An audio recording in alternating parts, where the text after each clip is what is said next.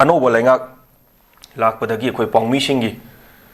अनोबो लेंगाक लाकपदगी अखोई पाउमीसिंगी तोंगान-तोंगानबा अखोई स्कीम थमनबो वाफम पुथोकनी हाइनसु अखोई थांगैबन एससीगी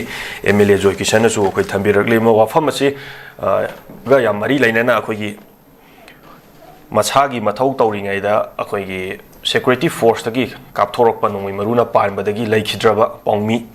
कोई प्राइम न्यूज़ की वीडियो जर्नलिस्ट थांजम दिजमनी एलाइस ननाउगी तराहुमदोइलक सुबा अखोई मागी हैकल लेकट कुमोंदा कोई वफम असि कोई थांगैबन केंद्र की एमएलए केस ꯖꯣꯏꯀꯤꯁꯟꯅ फोंदोखिबनी मसे कोई अनोबा लैंगाक लाकपा तारगदी अथुबा मतमदा कोई हुजुजिक कोई स्टेट असिदा कोई लैबाक सिदा एनी करीम क्राइम थोको मतमदा जगह अम कईगुम थोको मतमदा अहिंग नुंदिन खाक्तना चेलिबा चोंगिबा कोई पाउमीसिंगी अवाबसी उरुबा मतमदा अखोई तोंगान-तोंगानबा स्कीम क्या अमा पाइखतनबसु होनगनी हाइबगिसु कोई थांगैबन एससीगी एमएलए ओइबिरिसनसु थंबिरे ओजामसी कोई पाउमीगी अवाबा अमदि पाउमीना थेंगनरिबा अवाबसी अदुगी मतिक थेंगनग्रे मसी प्रमाण ओइना हाइद्रगसु मसा मसाना फिजिकली थोइबा इरांग जगह चत्तुनसु अखोई क्यामसु थेंगनग्रे मसीदगी नाथैरगा अखोई खुदोंग थिबा क्यामसु नंगख्रे कोई लैखिद्रबा अखोई प्राइम न्यूज़ की वीडियो जर्नलिस्ट थांजम दिजमनी एलाइस ननाउगी तराहुमदोइरक सुबा कोई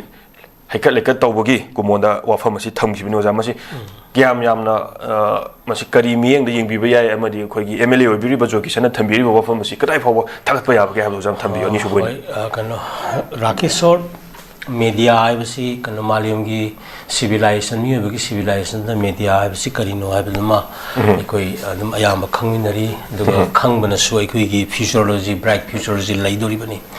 मीडिया हाइबसी मियांगी ओइबा माउथपीस अखोई मियांगी खोलाउनी अदुगा मियांगी खोलाउसिना करिनो हाइ कांदा बॉक्स पॉपुलरी बॉक्स दी येना मियांगी खोलाउदी ईश्वरी खोलाउनी हारिबनी अदुना ईश्वरगी खोलाउ रिप्रेजेंट तौबा एंड देन मियांगी ओइबा माउथपीस ओइबसे मीडिया नि को newspapers electronics boat and print media की लैरु मयाम सिंग असिना नुतिनमी खुदिंगी मियांगी ओइबा इश्यूज मयाम सिंग असि पुखटला कांदा को लैरु मयाम सिंग असि खना नैनरा कांदा मदुगी concern authorities and stakeholders मयाम सिंग असिना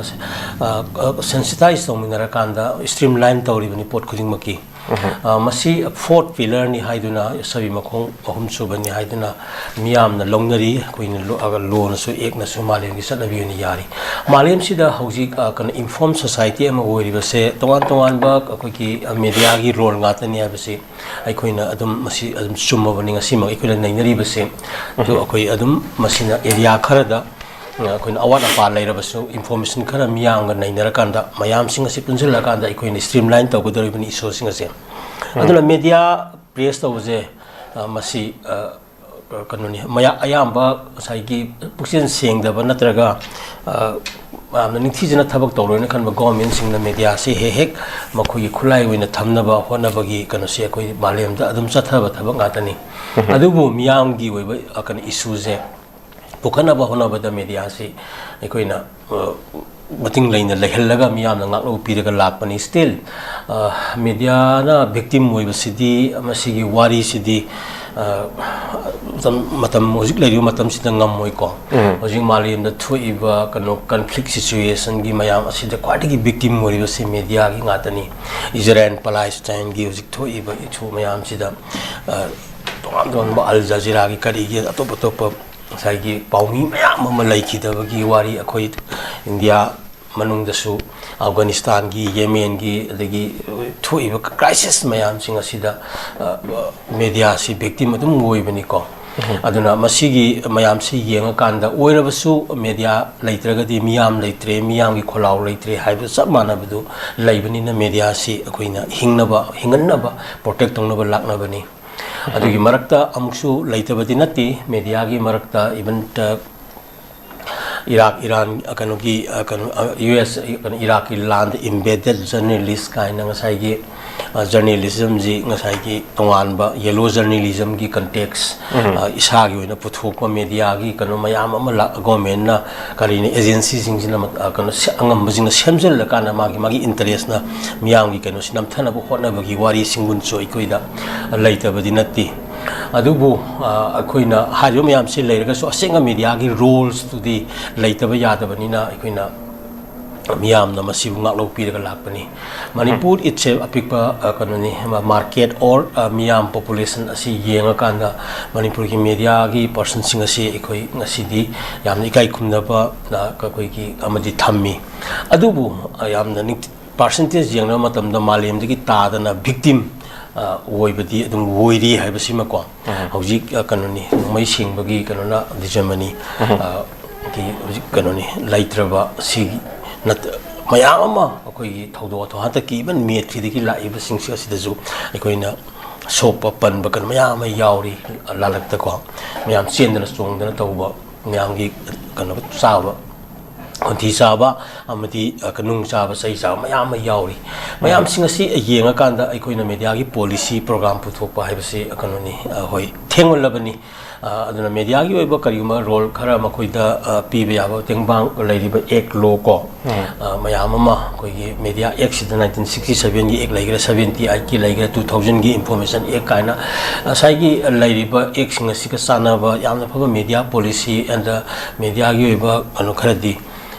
apikpa state ki oriba lam koiba gi adagi kama tawba gi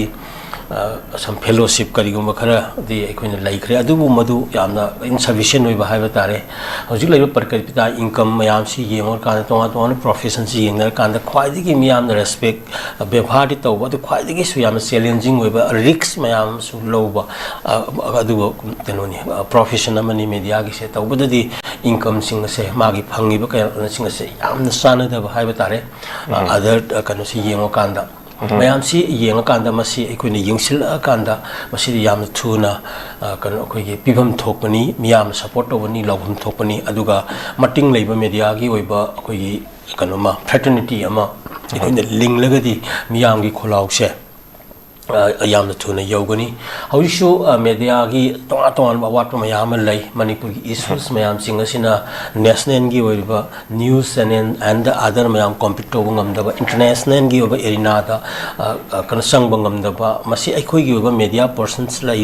fazana train tawra hojikti ko mamang de khara ngamna ba tawra so hojikti ayam se yam magi basic course and the educational magi backgrounds mayam si yam fazana lak panina Rakeshwar ko they have a lot of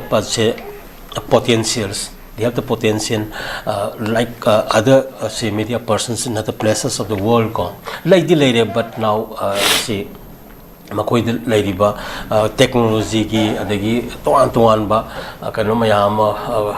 sen thung gi keeping gi wat na marap oirakanda malem gi natraga national gi media gi kano singasiga yopungam dabagi kano sul lady masi amutang masi ju khanar kanda hujik lady issues ing mayam ngasi thoiba hangarang thokriba hayeng thokadoriba complete situation manung asida mapan gi media gi role social media ko thang da koi de sa